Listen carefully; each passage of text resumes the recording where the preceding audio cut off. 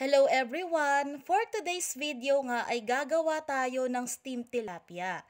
Meron tayo ditong dalawang medium size ng tilapia. Napakadali lamang nitong gawin at for sure magugustuhan ito ng inyong pamilya. Sa palaman ay gumamit lamang ako ng kamatis, sibuyas, kalamansi at salt and pepper. Nilagyan ko na rin pala ng salt and pepper ang katawan ng isda kanina para magkaroon naman na agad ito ng lasa. Pagkatapos ay ganun din ang gagawin natin sa isa pang tilapia.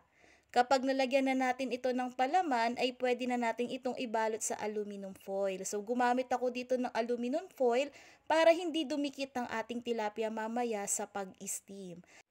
Simulan na nga nating lutuin ang ating mga isda. Nagpainit nga pala ako dito ng kawali gamit lamang ang low to medium heat na apoy. Pagkatapos ay takpan at lutuin lamang ito sa loob ng 15 minutes. At ito na nga ang resulta, luto na ang ating steamed tilapia.